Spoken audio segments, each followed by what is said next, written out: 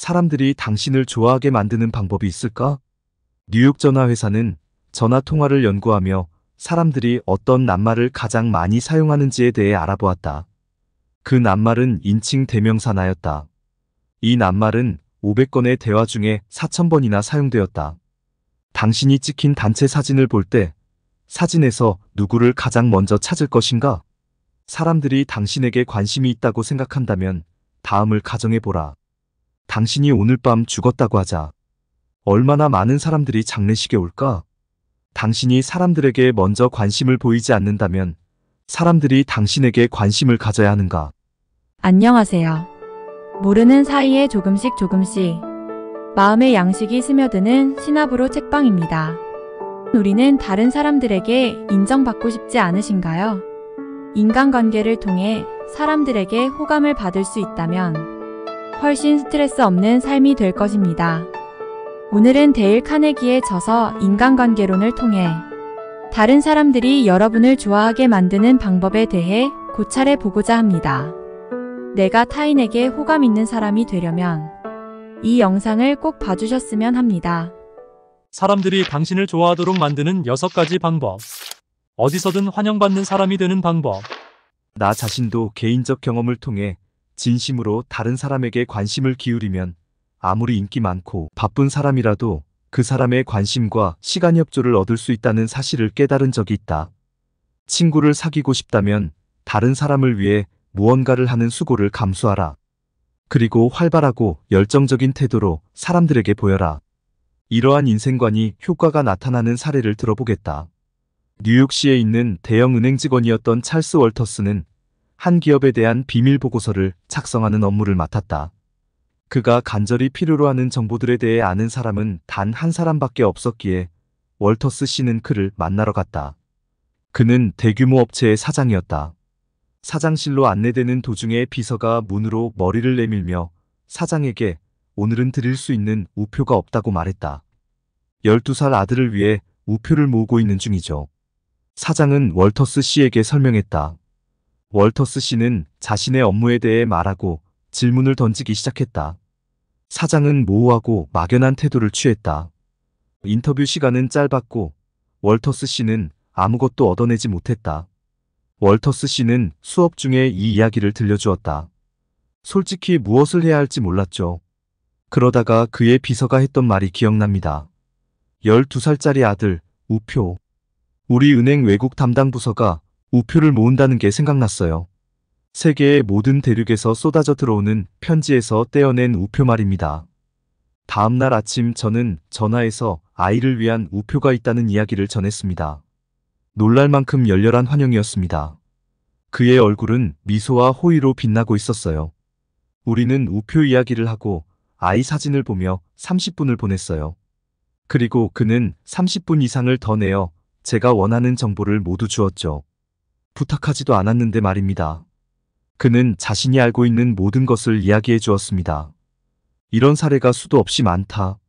사람들이 당신을 좋아하도록 만드는 첫 번째 규칙은 다른 사람에게 진심으로 관심을 가지는 것이다. 좋은 인상을 주는 간단한 방법. 나는 수천 명의 사업가들에게 일주일 동안 매일 매 시간 누군가에게 미소를 짓고 수업에 와서 그 결과를 말해달라고 하였다. 어떤 효과가 있었는지 알아보기로 하자. 아메리카 증권거래소에서 일하는 윌리엄 씨에게 온 편지가 있다. 저는 결혼한 지 18년이 지났습니다.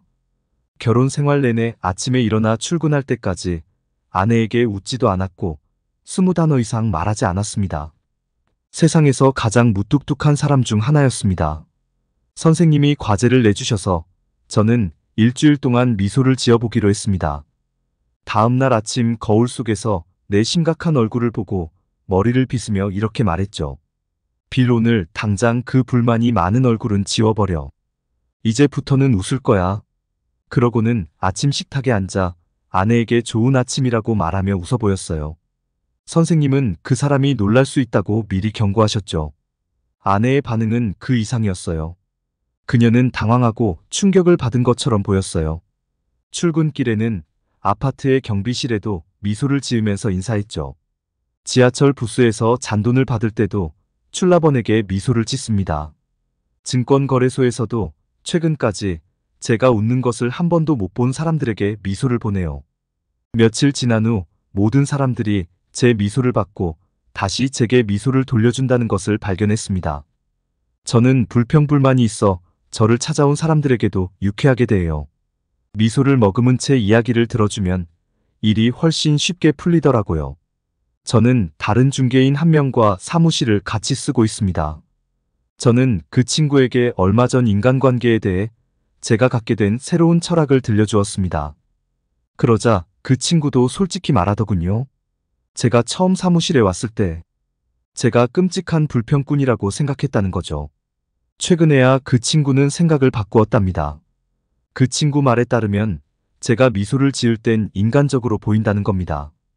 이 편지를 쓴 사람은 지적 수준이 높고 세상 일의 밝은 증권거래인이라는 사실을 기억하라.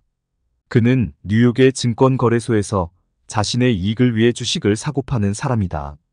워낙 힘든 일이라 100명 중 1명만이 성공할 수 있는 일이다.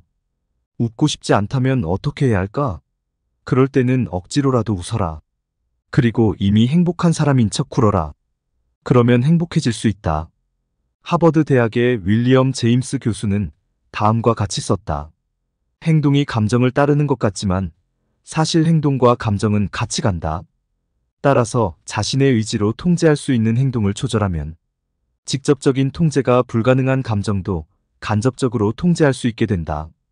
즐거움을 잃었다면 자발적인 즐거움으로 가는 최고의 길은 즐거운 자세를 가지고 이미 즐거운 사람처럼 행동하고 말하는 것이다.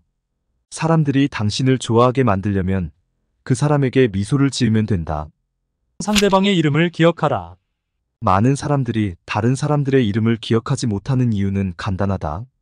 굳이 시간과 에너지를 들여 다른 사람들의 이름에 집중하려 하지 않기 때문이다. 그러기에는 바쁜 일이 많다고 변명한다.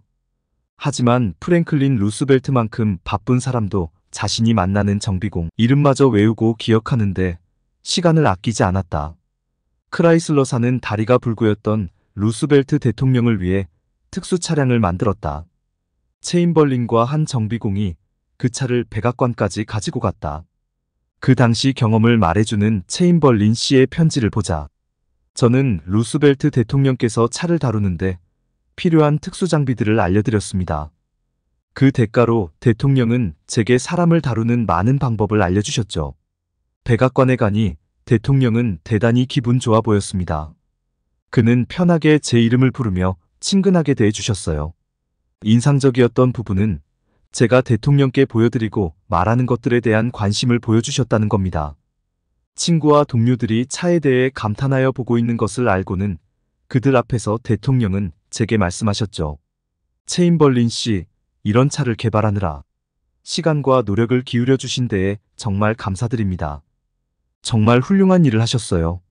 제가 고안하느라 애썼던 사소한 모든 것에 관심을 가지고 많은 장비들을 하나하나 영부인께 그리고 노동자관께 심지어는 짐꾼도 불러 칭찬했습니다. 운전 교습을 마친 후 대통령은 제게 이렇게 말씀하셨죠. 체인벌린 씨, 연방준비제도 이사회를 30분 기다리게 했어요. 이젠 일하러 가야겠군요. 저는 백악관에 정비공 한 명을 데리고 갔습니다. 정비공은 대통령에겐 한마디도 한 적이 없었고 대통령은 그의 이름을 단 한 번 들었을 뿐이에요. 그런데도 대통령은 떠나시기 전에 정비공을 찾으시더군요. 악수를 하고 이름을 부르며 워싱턴까지 와줘서 고맙다는 말씀을 남기셨습니다. 뉴욕으로 돌아온 지 얼마 되지 않아 대통령께서 친히 서명한 사진을 한 장 받았어요. 사진과 같이 보낸 쪽지에서 대통령은 제 도움에 다시 한번 감사를 표하셨죠. 어떻게 그런 분이 이런 쪽지까지 쓸 시간이 있었는지 여전히 수수께끼입니다. 프랭클린 루스벨트는 호의를 얻을 수 있는 가장 간단하고 자명한 방법 중 하나가 이름을 기억하는 것을 알고 있었다. 대화를 잘하는 손쉬운 방법. 최근 나는 뉴욕의 발행인 그린버그가 주최한 디너 파티에서 한 저명한 식물학자를 만났다. 이전에는 식물학자와 이야기를 나눠본 적이 없었다. 그는 정말 재미있는 사람이었다. 그가 대마, 실내 정원은 물론 보잘것없는 감자에 관한 놀라운 사실을 들려줄 때마다 완전히 매료되어 경청할 수밖에 없었다. 자정이 되고 나는 모든 사람에게 작별 인사를 하고 파티를 떠났다. 식물학자는 호스트에게 가서 나에 대한 칭찬을 여러 가지 늘어놓았다. 그는 내가 가장 재미있는 대화 상대였다는 말로 나에 대한 평가를 끝냈다고 한다. 내가 재미있는 대화 상대라고? 나는 거의 한마디도 하지 않았다. 대화 주제를 바꾸지 않는 한 하고 싶은 말이 있더라도 한마디도 하지 못했을 것이다. 나는 펭귄의 내부가 어떻게 생겼는지 하나도 모르는 것처럼 식물학에 대해 아는 게 전혀 없는 사람이기 때문이다. 하지만 나는 열심히 들어주었다. 나는 진심으로 관심이 있었기에 그의 말을 열심히 들었고 식물학자도 그것을 느꼈다. 당연히 그는 좋아했다. 이런 종류의 경청은 우리가 다른 사람에게 보일 수 있는 최고의 찬사이다. 성공적인 비즈니스 인터뷰의 비결 혹은 비밀은 무엇일까?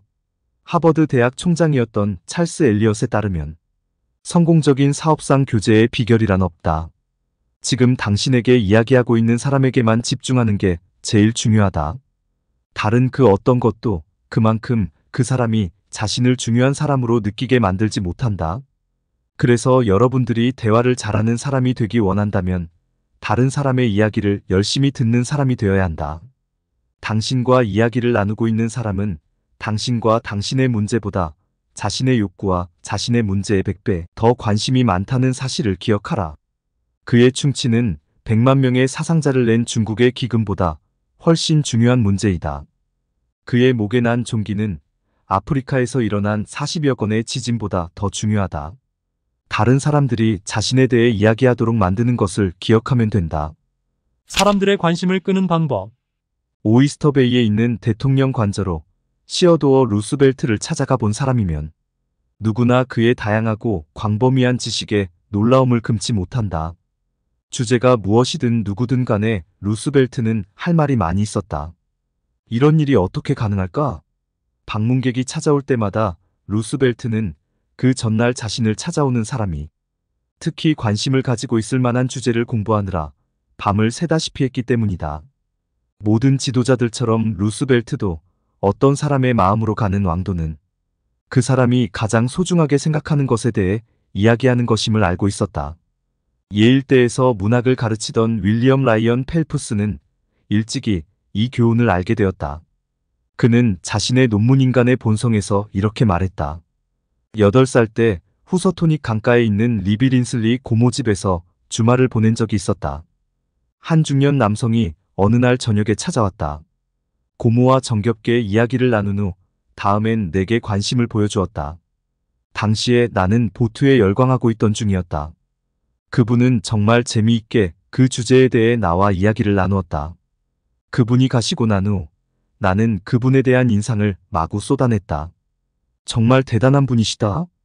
보트에 이렇게 관심이 많은 분이시구나. 고모에게 그분에 대해 물어보았다. 그분은 뉴욕의 변호사이며 보트에 대해서는 전혀 알지 못하는 그 주제에 조그마한 흥미도 없는 분이라고 알려주셨다.